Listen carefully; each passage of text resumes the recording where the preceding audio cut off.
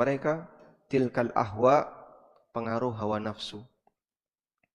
Sehingga hawa nafsu bahasa kita sudah menjadi darah daging, menjadi darah daging tulang sumsum. Kama yatajaral kalab bisahibihi, sebagaimana penyakit kalab, ini nama penyakitnya, bukan anjing. Sebagaimana penyakit kalab menyebar pada orang yang terjangkiti, sehingga dia menyeluruh ke seluruh badan. Fala yabqa minhu irkun, sehingga tidak tersisa irkun, otot, wala mafsilun, atau mafsil. Mafsil itu berarti ruas tulang. Tidak ada satupun otot maupun ruas tulang illa dakhalah, kecuali dimasuki oleh penyakit ini. Nabi SAW menggambarkan ada manusia yang dia hawa nafsunya meresap ke seluruh badannya. Dan disitulah hati yang sudah mati, maka semuanya tergantikan oleh hawa nafsu. Wa taqaddama qauluhu, dan juga sebelumnya sudah pernah kita bahas, Nabi SAW mengatakan mubtagin fil Islam sunnatal jahiliyah. Ada orang yang beragama Islam, tapi yang dia cari adalah ajaran jahiliyah. Yang dia cari ajaran jahiliyah bentuknya gimana? Dia lebih senang dengan peninggalan leluhur yang menyimpang daripada ajaran wahyu yang lurus dan mengarah kepada kebaikan. Disinilah kita bisa mendapatkan pelajaran, manusia kalau nuraninya sudah mati, maka yang terjadi aktivitas hidupnya dipengaruhi 100% oleh apa? Hawa nafsu. Dalam Al-Quran Allah Subhanahu wa ta'ala menyebutkan, ada orang yang menjadikan hawa nafsu sebagai Tuhan. Ara'aita man ittakhadha ilahahu hawa. Tahukah kamu orang yang telah menjadikan ilahahu hawahu, hawa nafsunya sebagai Tuhannya? Apa anta takunu alaihi wakila? Apakah kau akan menjadi pengawas bagi dia? Menjadikan hawa nafsunya sebagai Tuhan, artinya seluruh aktivitasnya ya sesuai dengan apa yang menjadi hawa nafsunya. Sehingga hawa nafsunya pengen A, dia ikut A. Hawa nafsunya pengen B, dia ikut B. Berbeda dengan hati yang sehat. Ketika seseorang memiliki hati dan hatinya sehat, maka hati ini bisa menerima wahyu dan kebenaran yang sampai kepadanya. Di saat itulah aktivitas dia dipengaruhi oleh nasihat-nasihat yang baik, bisikan-bisikan yang baik yang masuk kepadanya.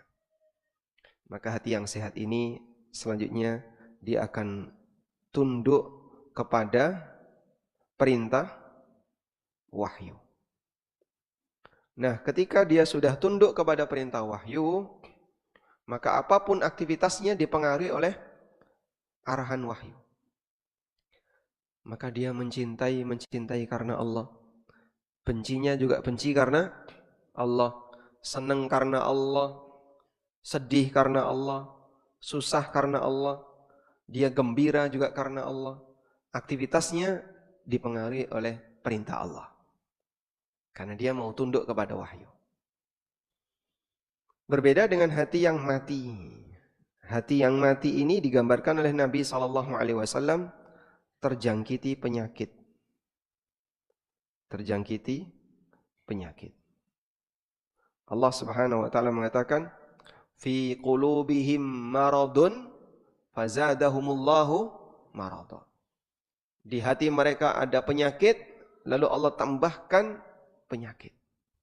Karena terkadang orang yang sakit itu bukan semakin baik. Pada saat dia diberi obat kok menolak, maka dia makin sakit. Nah, penyakit yang menjangkiti hati ini digambarkan oleh Nabi SAW seperti penyakit al-kalab. Seperti penyakit al-kalab, namanya penyakit al-kalab.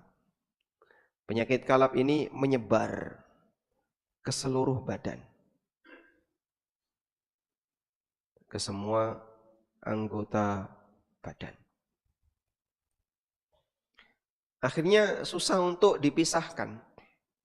Beda dengan penyakit yang ada di permukaan badan, kalau cuman kecil tinggal operasi ringan hilang. Beda dengan penyakit yang cuman sektoral, hanya ada di area tertentu saja, diobati bagian itu, sisanya masih sehat. Tapi kalau sudah meresap ke seluruh anggota badan, susah untuk dilepaskan. Nah, orang seperti ini makanya sulit sekali untuk diobati. Posisi hati yang mati ini kemudian nanti dia tunduk kepada hawa nafsunya. Sehingga penguasa hati ini bukan lagi wahyu, tapi penguasa hati ini adalah hawa nafsu. Dia mencintai karena hawa nafsu, benci karena hawa nafsu, senang karena hawa nafsu, susah karena hawa nafsu, gembira karena hawa nafsu, membela dan membenci juga karena hawa nafsu. Aku senang. Akhirnya gimana? Rusak orang ini. Dan banyak kita jumpai orang yang nasibnya seperti itu. Semua aktivitasnya dipengaruhi oleh hawa nafsunya. Karena itu kita berlindung kepada Allah Subhanahu wa taala dari hati yang jelek. Wa na'udzu billahi min syururi anfusina. Kami berlindung kepada Allah dari kejahatan jiwa kami. Wa sayyiati a'malina. Dan amal yang buruk. Ini kesepadanan ya. Nabi SAW berdoa kepada Allah.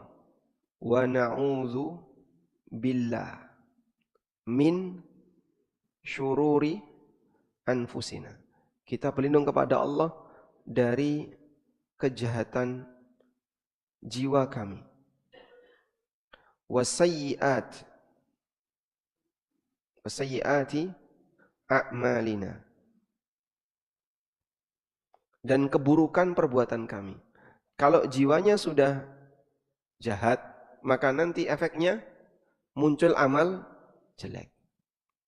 Karena anggota badan itu pasukannya batin. Sebagaimana kata Abu Hurairah radhiyallahu anhu, al-qalbu malikun wal a'dha'u junuduhu. Hati itu raja dan anggota badan manusia adalah pasukannya. Maka kita gabungkan mohon kepada Allah dari kejahatan batin, dan dampak buruk dari batin yang jahat tadi adalah a'malus su', amal-amal yang jelek.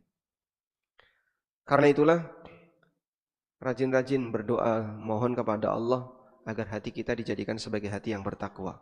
Allahumma ati nafsi taqwaha wa zakkiha anta khairu man zakkaha anta waliyuha wa maulaha.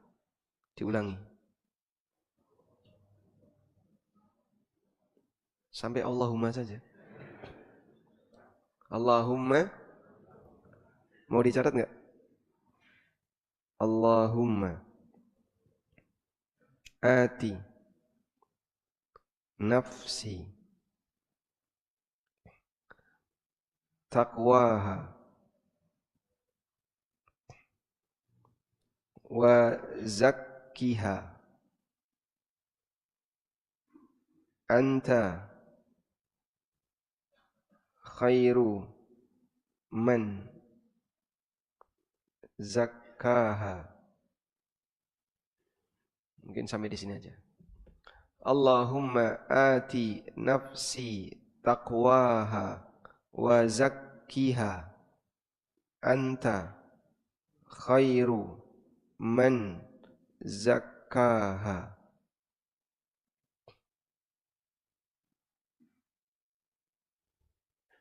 Ya Allah, berikanlah ketakwaan bagi jiwaku. Kita minta kepada Allah ketakwaan jiwa.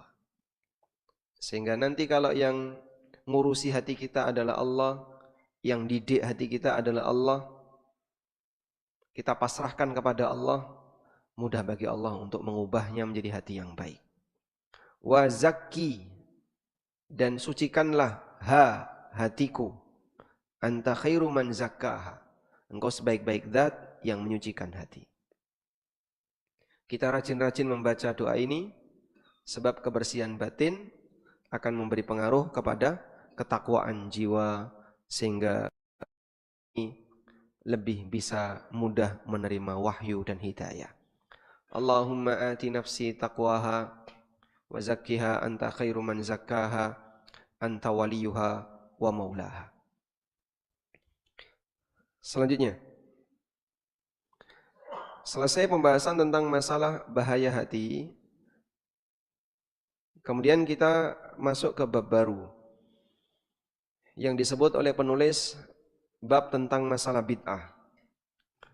Babun ma jaa annal bid'ata asyaddu minal kabair. Bab penjelasan bahwasanya bid'ah lebih parah daripada dosa besar. Karena dosa itu salah satu pertimbangan nilainya adalah melihat sasaran. Kalau yang jadi sasaran adalah hak Allah, seperti perbuatan kesyirikan. Syirik itu disebut Al-Quran dengan sebutan apa? Dolim. Inna syirka la zulmun adzim. Kenapa syirik disebut dolim? Yang didolimi siapa itu, Pak?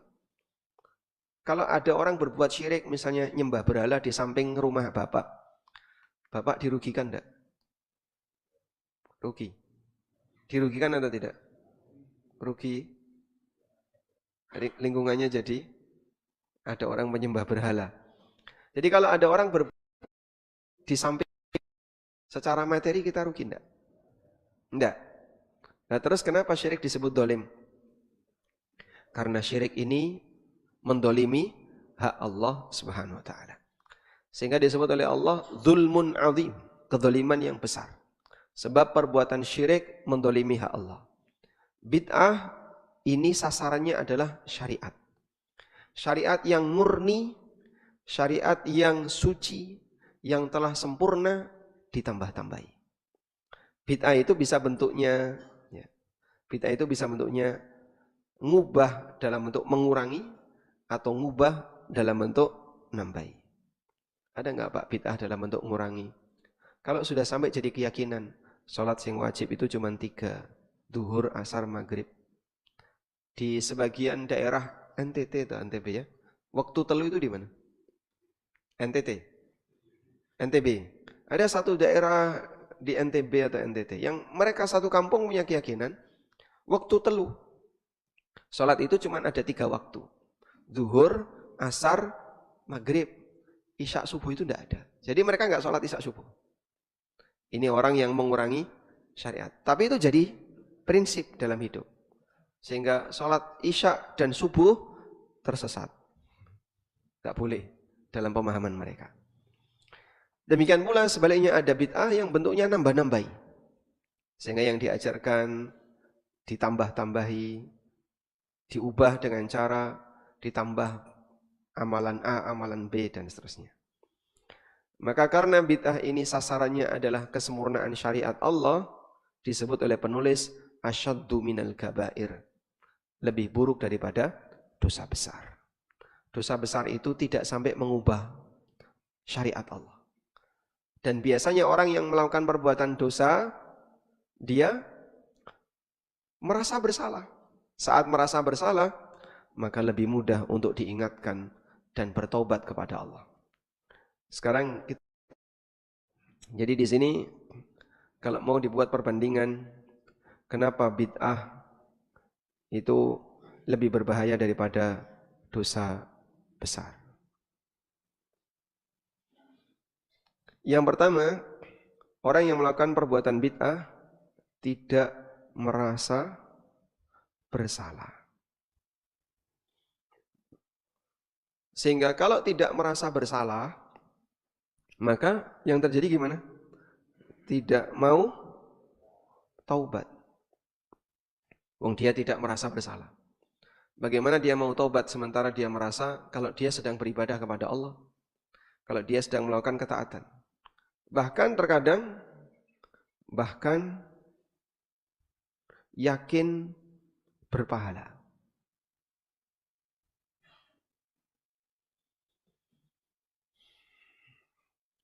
Sedangkan dosa besar, umumnya pelakunya merasa bersalah.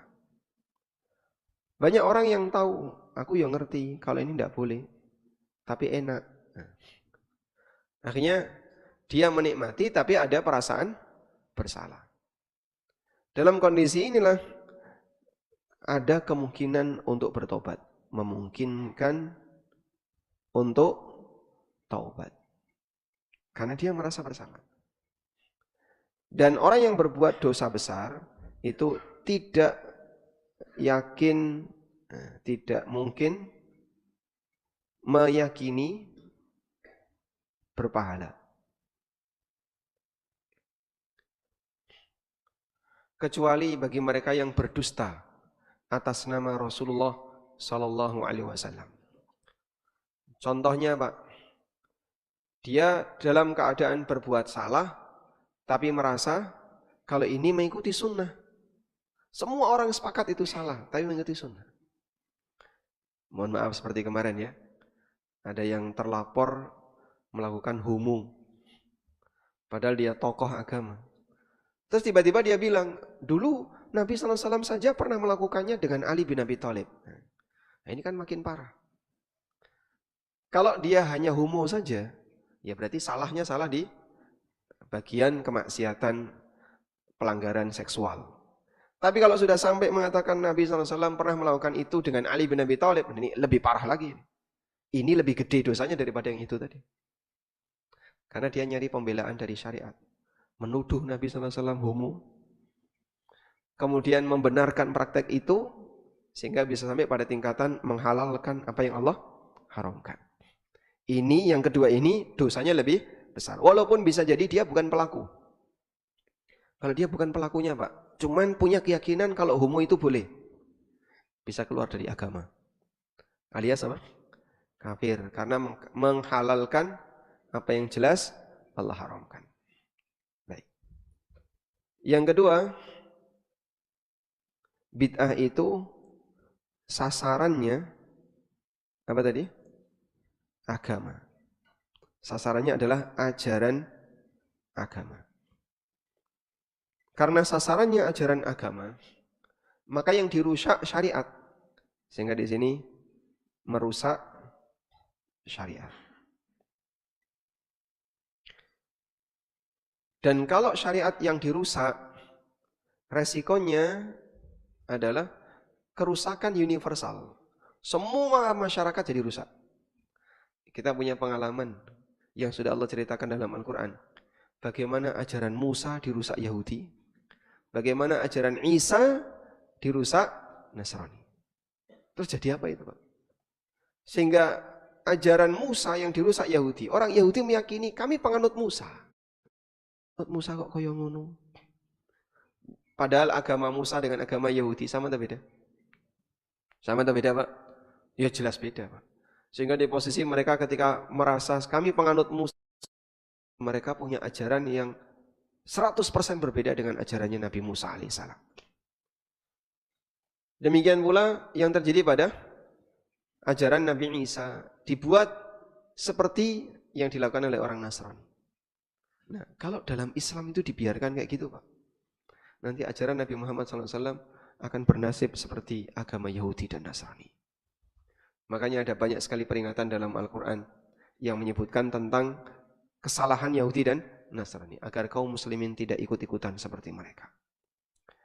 Hukumnya diubah, tatanan beribadahnya diubah, bagaimana mereka mengagungkan Allah diubah, banyak sekali yang diubah. Sedangkan untuk perbuatan dosa besar, sasarannya itu pribadi. Sehingga kita menyebutnya mendolimi diri sendiri. Orang yang berbuat maksiat, dia mendolimi diri sendiri. Makanya Allah Subhanahu wa Ta'ala mengatakan manusia yang berbuat dosa besar atau berbuat maksiat itu sebagai orang jahil. Innamat taubatu 'ala Allahi wa laysat taubatu 'ala alladziina ya'maluna su'a bi jahalatin tsumma yatubuna min qarib.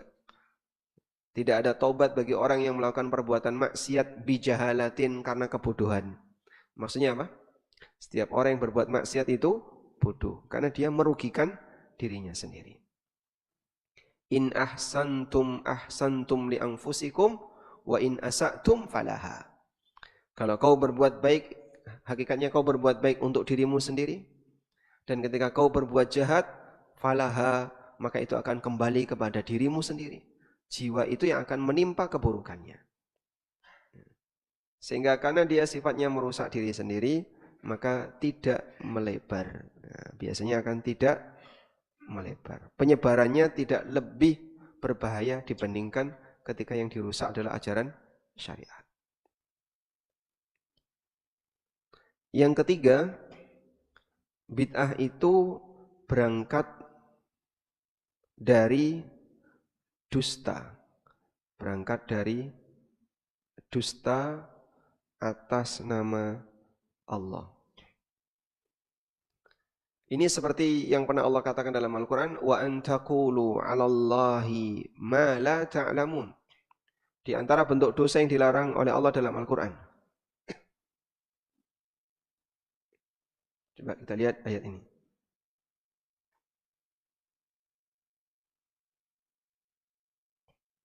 Di surat Al-A'raf ayat 33.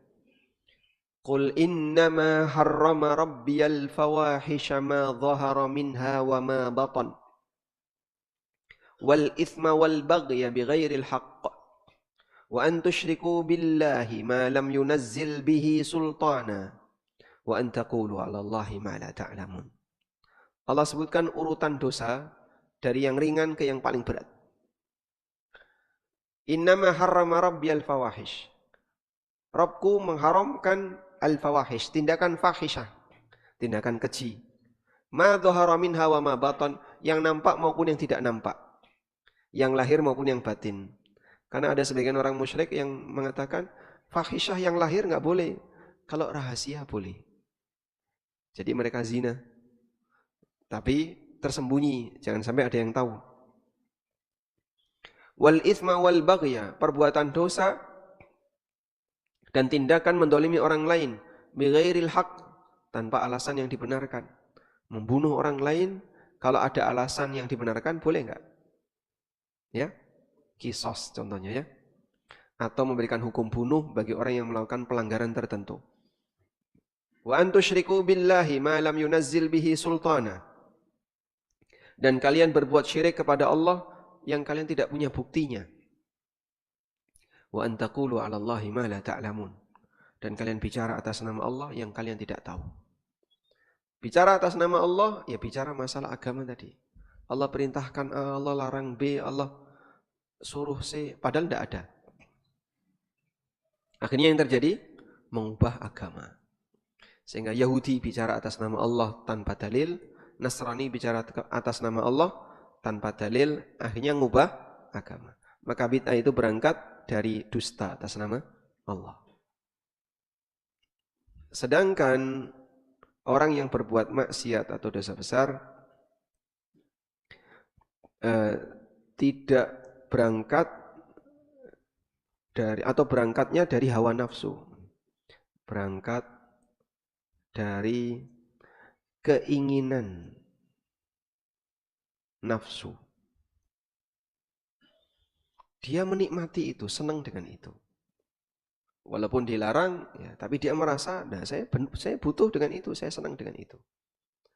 Makanya yang seperti ini tidak sampai merasa bahwasanya apa yang dilakukan itu halal. Baik. 3 ini mungkin yang bisa dijadikan sebagai alasan kenapa penulis menyebut bid'ah lebih berbahaya daripada al-kabair, daripada dosa besar. Dan ada perkataan yang disampaikan oleh Sufyan Ats-Tsauri, innal bid'ata la yutabu minha. Coba kita lihat di sini. Al bid'atu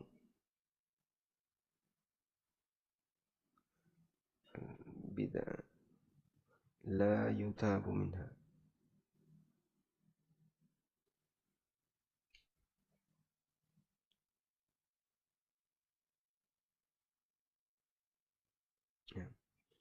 Ya, ini perkataan Sufyan Ats-Tsauri. Sufyan menyebutkan al-bid'atu ahabbu ila iblis Al-bid'atu qala Sufyan ats-Tsauri. Sufyan ats-Tsauri mengatakan, ulama tabi'in ya, sezaman dengan Imam Malik, di atasnya Imam Syafi'i. Al-bid'atu ahabbu ila iblis minal ma'siyah. Bid'ah lebih disenangi iblis daripada maksiat. Al-ma'siyatu yutabu minha. Berarti itulah yutabu minha. Sementara bid'ah tidak bisa ditobati. Dan maksudnya adalah orang kalau sudah terjangkiti dengan bid'ah, sulit untuk menyadari kesalahannya sehingga dia tidak mau taubat. Nah, tapi muncul satu masalah. Pak Ustadz, jangan singgung kata bid'ah. Aku nggak nyaman untuk mendengarnya. Tuh, tapi kan ini sabda Nabi Sallallahu Alaihi Wasallam. Sebab Nabi Sallallahu Alaihi Wasallam ketika ceramah, beliau pernah menyampaikan, wa syarrul umuri muhdatsatuha fa inna kulla muhdatsatil umuri bid'ah. Hal yang paling buruk dalam masalah agama adalah muhdatsatuha, yang dibuat-buat, yang baru. Karena setiap hal yang baru dalam masalah agama itu bid'ah. Ada jamaah yang kemudian angkat tangan, interupsi ya Rasulullah. Boleh enggak? Interupsi Nabi SAW. Enggak boleh. Kenapa? Enggak sopan dia. Tolong ya Rasulullah, jangan nyinggung kata bid'ah. Sehingga Nabi SAW mau ceramah di briefing dulu. Ya Rasulullah, sebelum nanti mulai ceramah, kami briefing dulu ya. Di sini jangan nyinggung kata bid'ah. Jangan nyinggung kata syirik. Jangan nyinggung kata sesat. Ganti yang lain. Kayak penyiar radio sebelum kita ngisi di radio, Pak. Nah, kayak gini kan tidak sopan. Tetapi kan yang ceramah bukan Nabi SAW. Iya, tapi yang disampaikan apa yang dulu pernah disampaikan oleh Nabi SAW. Sehingga jangan sampai kita alergi dengan kata bid'ah. Karena ada orang yang punya penyakit ini ya. Alergi kata bid'ah. Begitu mendengar ini langsung panas. Loh, kenapa kamu kok panas sakit hati? Nah, dia menyinggung saya. Ya kalau nggak merasa ya jangan merasa. Dia tidak menyinggung kamu, nggak nyebut namamu kok. Dia tidak menyinggung perbuatanmu. Tapi yang beliau singgung adalah adanya bid'ah. Dan ini bagian dari konten yang pernah disampaikan oleh Rasulullah SAW. Di antara konten khutbah beliau menyinggung kata bid'ah. Jadi kebayang nggak orang seperti ini kalau hadir di majelis Rasulullah SAW. Lalu tiba-tiba Nabi SAW mengatakan, kullu bid'atin dolalah. Interupsi ya Rasulullah. Tidak semuanya dolalah. Kata kullu tidak menunjukkan semuanya, malah dikoreksi. Artinya pasrah terhadap apa yang disabdakan Nabi SAW, tidak semua orang sanggup menerimanya. Maka di sini harus dilawan dengan pasrah terhadap apa? Tunduk dan pasrah terhadap sabda Nabi Sallallahu Alaihi Wasallam. Ketundukan dan pasrah terhadap sabda Nabi Sallallahu Alaihi Wasallam inilah yang membuat seseorang imannya serius kalau dia beriman kepada Rasulullah Sallallahu Alaihi Wasallam. Kamu harus punya ketundukan, punya kepasrahan terhadap apa yang disabdakan oleh Rasulullah Sallallahu Alaihi Wasallam. Baik. Karena itu bagi sebagian orang yang mungkin dia merasa nggak nyaman mendengar kata bid'ah dan seterusnya. Sebagaimana ada juga orang yang nggak nyaman mendengar kata syirik. Ada orang yang nggak nyaman mendengar kata riba. Itu nggak nyaman. Karena dia merasa tersinggung. Pak Ustadz jangan nyinggung kata riba. Kenapa? Aku merasa tersinggung. Memang Bapak melakukan transaksi riba. Loh jangan nuduh kayak gitu. Nah, kami nggak nuduh. Kita membahas masalah riba. Karena ini diharamkan dalam Quran. Kata riba ada nggak dalam Quran? Ada. Sebab ada sebagian orang Pak, yang dia itu tadi alergi mendengar kata-kata tertentu. Karena dia merasa dialah pelakunya. Dulu, kelompok Jahmiyah Pak. Kalau dalam Al-Quran, ada ayat yang bunyinya, Ar-Rahmanu alal arsyistawa. Thumma stawa ilal arsh. Itu kan banyak dalam Al-Quran ya. Kata mereka, aku pengen nyobek ayat ini. Kalau bisa tak sobek. Jangan ada di Quran. Kelompok Mu'tazilah ketika mendengar firman Allah Subhanahu wa taala, ya, bahasanya Allah Subhanahu wa taala mendengarkan. Sami'un laisa kamitslihi syai'un wa huwas sami'ul basir. Laisa kamitslihi syai'un. Ayat ini Pak di surat Asy-Syura. Laisa kamitslihi syai'un wa huwas sami'ul basir. Tidak ada yang serupa dengan Allah dan Dia zat yang Maha mendengar lagi Maha melihat. Mu'tazilah itu minta kepada Al-Ma'mun, tulis di dinding Ka'bah kalimat ayat laisa kamitslihi syai'un wa huwal azizul hakim. Jadi As-Sami'ul Basir diganti Azizul Hakim. Karena mereka enggak menerima nama As-Sami'ul Basir. Jadi di hadapan Mu'tazilah kalau kita mengucapkan As-Sami'ul Basir itu syirik. Padahal itu ada dalam Al-Quran. Sehingga mereka tidak terima yang seperti ini. Hatinya yang tadi Pak sudah terjangkiti penyakit al-kalab sampai masuk ke sumsum tulangnya.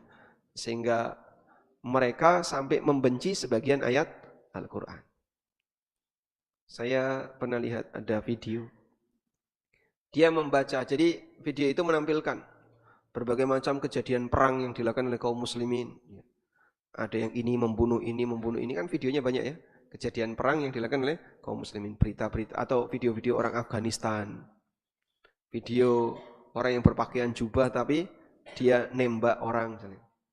Nah, setelah itu dia kutip firman Allah Subhanahu wa taala, "Wa qatilu fi sabilillah wa jahidu fi sabilillah bi amwalikum wa anfusikum." Terus disobek ayat itu. Ayat itu disobek. Gara-gara ayat seperti ini sehingga muncul generasi terorisme di tengah pembaca Al-Quran. Ayatnya disobek. Nah, ini kan jahat kepada syariat Allah. Orang yang menyalahgunakan ayat bukan berarti ayatnya yang salah.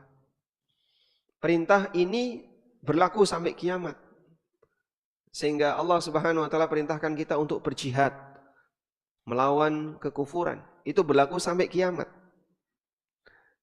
Maka ada sebagian orang yang benci dengan kata-kata itu. Saya itu paling enggak senang kalau dalam Quran ada kata jihad. Qatilu fi sabilillah, berperanglah di jalan Allah. Pengen tak sobek itu. Jadi itu gimana kira-kira? Menurut Anda gimana? Itulah kebencian yang sudah ada pada hati sampai dia benci dengan apa? Firman Allah Subhanahu wa taala. Masya Allah. Karena itu bahaya sekali kalau model kayak gini ya. Mendengar sesuatu tapi enggak terima sampai pengen ngoreksi. Kalau bisa ya Rasulullah, jangan menyampaikan kata bid'ah, jangan menyampaikan kata riba. Tapi ini ada dalam Quran. Iya kok? Iya, oh itu pasti ada yang memalsukan itu. Pasti dipalsukan sama pemerintah Saudi. Masya Allah. Tekan kono sampean. Sudah enggak terima nuduh orang lain melakukan perbuatan kesalahan. Padahal dia sendiri yang bermasalah hatinya. Baik. Selanjutnya. Lalu apakah semua bid'ah itu sesat? Sebenarnya kita belum bahas itu ya. Insya Allah nanti pertemuan berikutnya. Di sini penulis membawakan beberapa ayat yang dijadikan dalil untuk menunjukkan bahaya bid'ah. Wa qaulullahi ta'ala, Allah Ta'ala berfirman, Innallaha la yaghfiru ay yushraka bih. Allah tidak mengampuni dosa ketika dia disekutukan.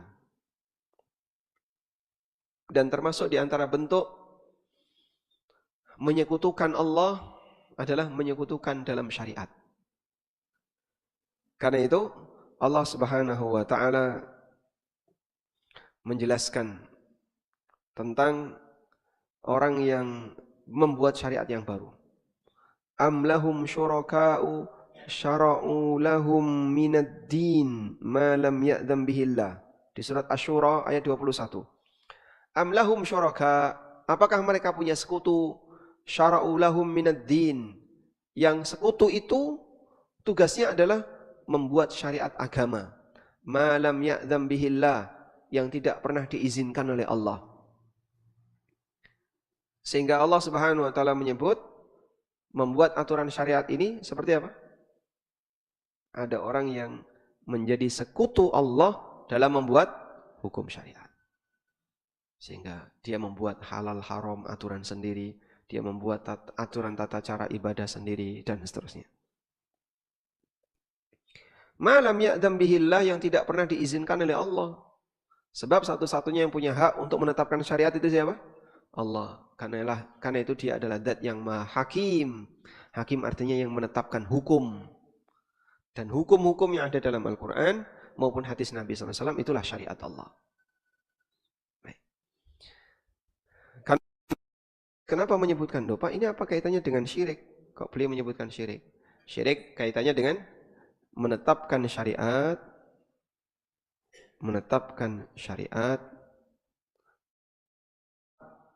Allah. Maka jika ada makhluk yang turut campur dalam menetapkan syariat, dia menyekutukan Allah dalam pembuatan syariat, dalam menetapkan syariat. Ya. Namun yang diberi catatan di sini bukan berarti keluar dari Islam, cuman masuk kategori dosa yang tidak diampuni. Sehingga pelaku bid'ah kalau sampai dibawa hingga mati belum tobat, masuk kategori dosa yang tidak diampuni. Wa qauluhu ta'ala, Allah juga berfirman, "Faman adlamu mimman iftara 'ala Allahi kadhiba liyudillan nasa bighairi ilm." Siapa yang lebih zalim dibandingkan orang yang iftara 'ala Allahi kadhiba, membuat kedustaan atas nama Allah.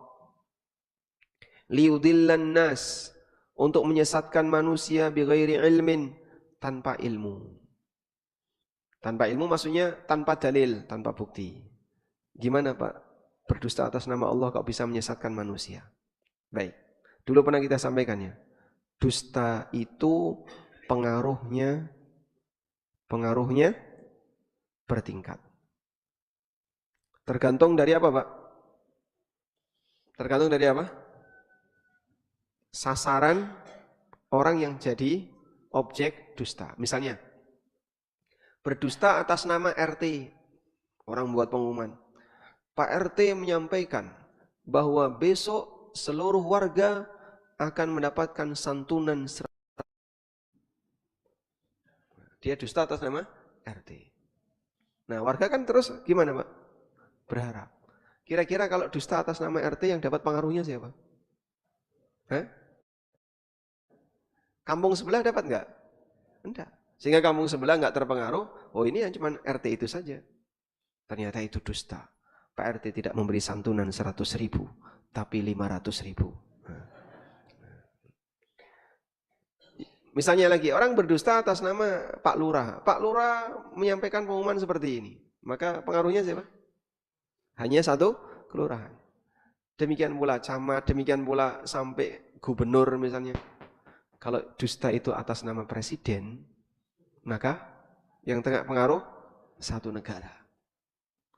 Bagaimana ketika dusta dan nabinya SAW lintas negara, sehingga di sini meyakini, di negara seberang juga meyakini, di negara yang lain ikut meyakini, sehingga tersebar di mana-mana kedustaan itu ada lintas negara. Makanya dusta atas nama Allah lebih berbahaya. Dusta atas nama Nabi SAW lebih berbahaya. Karena di sini ya, dusta atas nama Allah dan Rasulnya,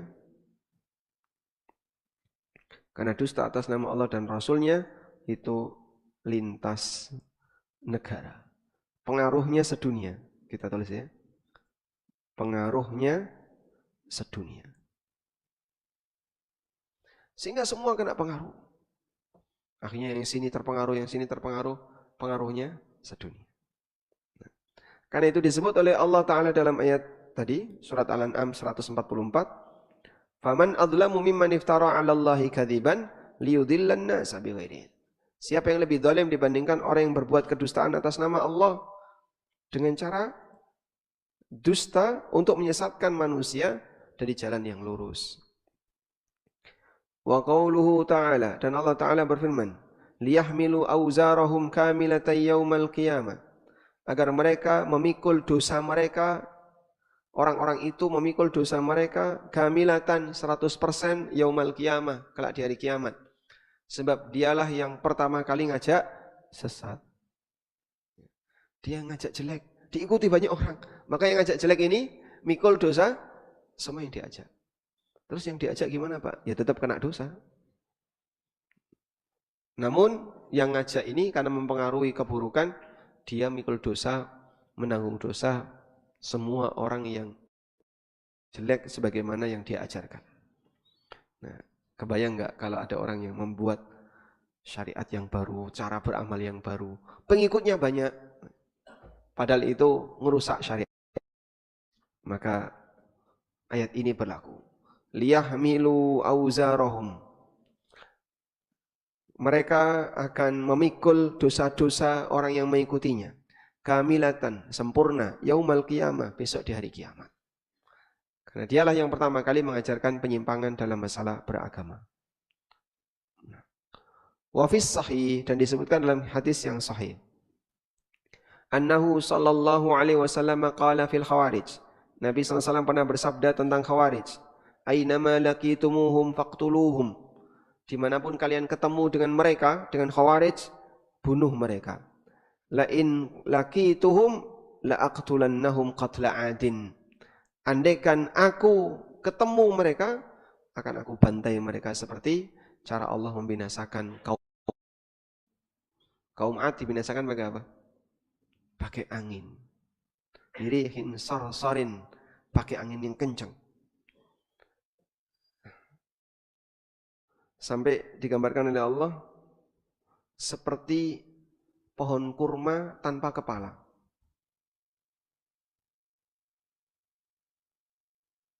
Nakhlin khawiyah. Sakharaha alaihim sab'a layalin wa thamaniyata ayyam. Kami kendalikan angin itu kepada mereka sab'a layalin wa thamaniyata ayyam. 7 malam 8 hari. 7 malam 8 hari. Khusuman fataral qauma fiha sar'a ka'annahum a'jazu nakhlin khawiyah. Digambarkan oleh Allah seperti batang kurma yang khawiyah tanpa kepala. Maksudnya gimana Pak? Dijelaskan oleh para ulama, mereka terhempas oleh angin itu sampai jungkir, kepalanya patah, terus ngadeg, terus berdiri lagi. Berdiri tegak tanpa kepala. Itu cara Allah menyiksa kaum Ad. Nah, maksud dari Nabi SAW, andaikan aku ketemu Khawarij, akan aku perangi mereka seperti Allah memerangi kaum Ad. Dipenggali lehernya. Mau dipenggali lehernya. Tapi Nabi SAW tidak ketemu Khawarij. Kelompok ini secara resmi menampakkan permusuhan di zaman siapa? Ali bin Abi Thalib. Zaman Utsman itu masih campur Pak. Aneka demonstran di zaman Umar itu dari mana Pak? Selesai haji. Jadi selesai haji mereka kumpul, ya. Terus satu sama lain saling manas-manasi, pulang. Nah saat pulang, Mekah kan di selatan, Madinah di utara. Orang dari Mesir, orang dari Irak, orang dari yang lain, pulangnya ke utara dulu, ke Madinah, baru nyebar. Kumpul dulu di Madinah, demo. Setelah haji. Jadi kebayang nggak? Baru selesai tawaf, selesai sa'i, lempar jumroh, tapi setelah itu membunuh Utsman bin Affan. Itulah kondisi para demonstran. Baik, dari sini kita bisa dapatkan bagaimana penjelasan yang diberikan Nabi SAW tentang bahaya bid'ah pemikiran sampai membuat orang itu mengafirkan yang lain. Seperti Khawarij. Khawarij ini jadi masalah besar bagi kaum muslimin. Wallahu a'lam. Kok nggak bunyi-bunyi Pak? Nih, jamaahnya sudah ada yang bukan tanpa kepala ya. Kepalanya nunduk ke bawah, mata merah. 1 menit lagi. Wassallallahu ala nabiyyina Muhammadin wa ala alihi wa sahbihi wasallam. Baik. Ada yang mau disampaikan? Silakan. Waalaikumsalam warahmatullahi wabarakatuh. Di luar tema, Tad. Di luar tema. Ya. Seseorang kalau pas bulan Syawal biasa pasti melaksanakan puasa Syawal. Kemudian sudah suatu saat pada tahun misalnya sekarang dia karena musibah atau karena suatu hal dia tidak bisa mengamalkan puasa Syawal. Karena kena musibah misalnya sakit. Sehingga nggak bisa melaksanakan puasa Syawal. Bolehkah puasa Syawal ini dikodok di bulan berikutnya? Sekian, Tad. Assalamualaikum warahmatullahi wabarakatuh. Waalaikumsalam warahmatullahi wabarakatuh.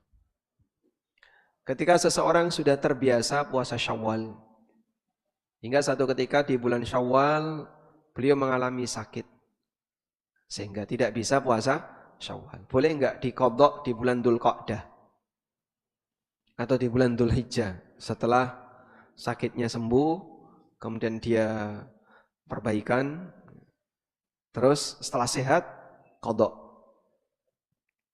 Ada keterangan yang disampaikan oleh Imam Ibnu Utsaimin tentang ini. Sehingga bagi mereka yang tidak bisa puasa Syawal karena udzur, maka nanti bisa diqadha di hari yang lain. Contoh kasus yang beliau sampaikan itu, ada wanita nifas selama Ramadan. Sampai Syawal nifasnya baru berhenti. Maka dia punya utang puasa sebulan. Terus dikejar di bulan Syawal itu puasa sebulan dia. Puasa sebulan sampai akhir Syawal. Sebulan. Nah, puasa 6 hari di bulan Syawal kan tidak ada. Karena kemarin dia baru puasa qadha. Maka nanti 6 harinya boleh diqadha di bulan Dzulqa'dah.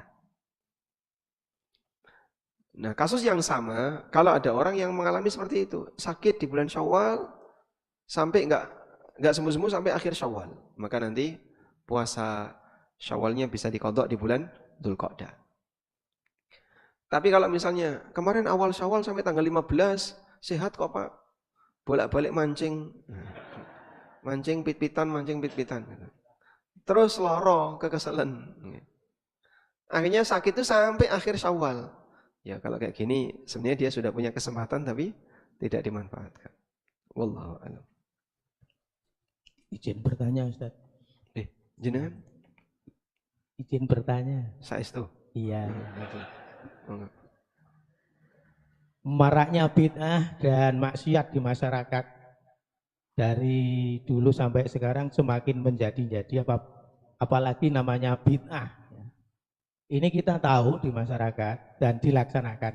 Nah, bagaimana Ustadz untuk menghadapi orang-orang yang betul-betul mempertahankan bid'ah seperti itu? Jadi kita mau memberikan penjelasan atau memberikan keterangan bahwa itu bid'ah, tapi risiko memang tinggi juga. Ini triknya seperti apa, Ustaz? Terima kasih. Bagaimana menghadapi orang yang berbuat bid'ah? Ya jangan dihadapi, Pak. Dibelakangi berarti, ini menghadap, ini membelakangi. Baik. Kalau trik bagi mereka yang sudah terbiasa bid'ah, sebenarnya dalam hal ini berkelas, Pak. Ada yang serius, ada yang cuma ikut-ikutan, dan dominan yang kedua. Nah, ngertinya kita Islam ya kayak gini, padahal itu bukan ajaran Islam. Tapi ngertinya dia Islam seperti itu. Karena dari kecil sampai dia gede, taunya itu.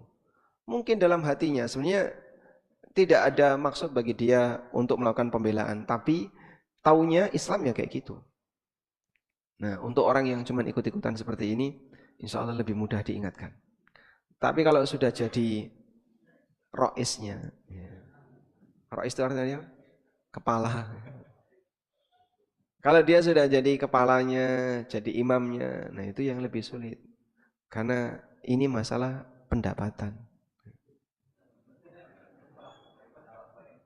Dan ini serius ya, waktu di Lombok. Di Lombok itu kan pernah terjadi gempa besar itu, Pak. Tahun berapa itu? Sebelum pandemi ya. Nah, kemudian teman-teman tergabung dalam satu aliansi membantu kaum muslimin korban bencana alam. Mereka datang ke area-area gempa tadi. Lalu dengan pemimpin dan pemuka adat di sana akrab.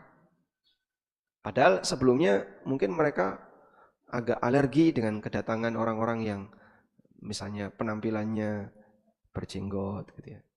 Karena mereka sudah ketakutan, wah nanti mereka akan mendakwahkan sunnah. Sampai akhirnya setelah mereka luluh dengan aneka bantuan yang diberikan, penilaian mereka itu beda. Dulu kami menganggap kalian itu orangnya kasar, keras. Wah ternyata kok lemah lembut, baik hati seperti ini. Cuman satu ya mas, yang dihilangkan. Acara malam Jumat. Karena itu sumber pendapatan kami. Jadi alasannya itu adalah sumber pendapatan kami. Sehingga kita bisa dapat kencelengan itu ya dari acara malam Jumat. Ya kalau kayak gini ya sulit. Makanya pendekatannya ya pendekatan keakraban dulu dan seterusnya. Dan alhamdulillah banyak yang kemudian berubah. Ada yang ikut sanlat lansia? Mungkin banyak ya? Sanlat lansia di Jogja. Beberapa peserta sanlat lansia itu rois. Di antaranya pernah ketemu saya, dulu beliau pemimpin acara-acara seperti itu. Terus tobat, kehilangan jamaah sudah. Dan beliau ikut sanlat lansia. Kalau nggak salah 2 atau 3 kali. Beliau dari Ungaran. Coba kita bacakan di sini. Saya punya adik kandung perempuan miskin. Apa boleh saya memberikan zakat mal kepadanya? Jawabannya boleh. Karena saudara tidak wajib dinafkahi. Saya punya paman juga miskin. Apakah saya zakat mal diberikan kepadanya? Boleh, sah. Jadi saudara, paman, sepupu tidak wajib dinafkahi. Saya 5 bersaudara, ayah sudah meninggal dan berpesan, jangan dibagi warisan, kamu, adikmu masih ada yang belum yang belum baik, alias preman, mabuk, judi, zina. Kalau dia sudah tobat baru dibagi. Bolehkah memenuhi permintaan orangnya, wasiat orang tuanya? Orang tukang maksiat yang ketika dia membawa harta akan dipakai untuk maksiat, maka hartanya boleh ditahan. Sehingga kalau tadi 5 bersaudara, yang mendem berapa? 1. Nah 4 ini kasihkan. Jatah 1 yang mendem ini, yang suka maksiat ini ditahan. Nah, terus nanti kalau dia nggak punya apa-apa, dikasih dikit-dikit. Itulah perintah Allah dalam Al-Quran. وَلَا تُؤْتُوا السُّفَهَاءَ أَمْوَالَكُمُ الَّتِي جَعَلَ اللَّهُ لَكُمْ قِيَامًا وَارْزُقُوهُمْ مِنْهَا وَقُولُوا لَهُمْ قَوْلًا مَعْرُوفًا. Ini ada di awal dari surat An-Nisa. Allah Ta'ala mengatakan, وَلَا تُؤْتُوا السُّفَهَاءَ أَمْوَالَكُمُ الَّتِي جَعَلَ اللَّهُ لَكُمْ قِيَامًا وَارْزُقُوهُمْ فِيهَا. Janganlah kalian memberikan kepada orang bodoh harta mereka yang kalian bawa. Yang Allah jadikan harta itu sebagai kiaman, penegak kehidupan. Agar kehidupan yang baik itu bisa berjalan. Warzuquhum fiha, berikan makanan dari harta wasiat atau harta warisan itu. Sehingga warisan jatah anak preman ini berapa? Oh sekian. Disisihkan, terus nanti dia dikasih dikit-dikit. Karena kalau enggak, nanti dia bisa gak karu-karuan. Ya. Kalau perbuatan seperti tadi, mau dilakoni. Dalam kitab Al-Wabilus Sayyib, Ibnu Qayyim menyampaikan bahwa zikir lebih baik doa, karena zikir adalah bentuk pujian dan penyucian Allah. Sedangkan doa fokus pada permohonan hamba. Pertanyaannya, jika kita sedang berada di Arafah, mana yang lebih afdol, zikir atau doa? Mengingat banyak sekali ragam zikir. Zikir apa yang paling afdol? Sebaliknya berapa kali dibaca? Jika ini mohon pendapat hidayah, inayah, taufik dan keselamatan di akhirat. Zikir apa yang afdol dibaca? Nah. Assalamualaikum warahmatullahi wabarakatuh. Tentang zikir dan doa yang paling afdol. Zikir memang lebih afdol daripada doa. Karena zikir itu banyak memuji Allah. Ya. Menggeser kesempatan untuk berdoa. Dan ada kaidah yang lain yang penting untuk juga dicatat. Beribadah sesuai waktunya lebih afdal daripada melakukan ibadah yang lain yang tidak sesuai waktu. Contoh, membaca Al-Quran itu dzikir paling tinggi derajatnya. Karena yang dibaca adalah kalamullah, firman Allah. Tapi kalau Anda mendengarkan azan, jangan baca Quran. Kenapa? Ini waktunya menjawab. Sehingga bacaan Qurannya dihentikan dulu, jawab azan. Maka dalam hal ini yang lebih rendah daripada yang lebih tinggi karena ada sebabnya. Contoh yang lain. Di waktu yang mustajab, maka perbanyaklah doa. Dan Arafah itu waktu doa. Karena sebenarnya doa sendiri mengandung zikir. Dia membaca Allahumma, kemudian memuji Allah, dan seterusnya. Sehingga pada doa sendiri juga mengandung zikir. Maka Rasulullah SAW ketika di Arafah, beliau banyak doa. Berapa lama beliau doa? Dari habis duhur sampai maghrib. Dan angkat tangan terus. Sampai diceritakan, karena waktu itu kan Nabi SAW di atas tunggangan. Saat Nabi SAW angkat tangan terus, tali kekang tunggangannya itu jatuh. Rasulullah SAW mengambil tali kekangnya dengan satu tangan, tangan satunya nyadong. Tangan satunya masih diangkat. Nyadong itu bahasa Indonesianya apa?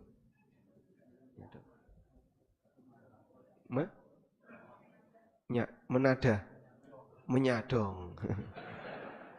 Rauno, mengangkat tangan ya, bingung ya. Ini nyadong ya. Bahasa Indonesia enggak ada ya. Wallahu alam. Jadi menyesuaikan kondisi. Demikian yang bisa kita bahas. Semoga apa yang kita bahas ini bermanfaat. Wassallallahu ala nabiyyina Muhammadin wa ala alihi wa sahbihi wasallam. Wa akhiru da'wana anil hamdulillahi rabbil alamin. Wassalamualaikum warahmatullahi wabarakatuh.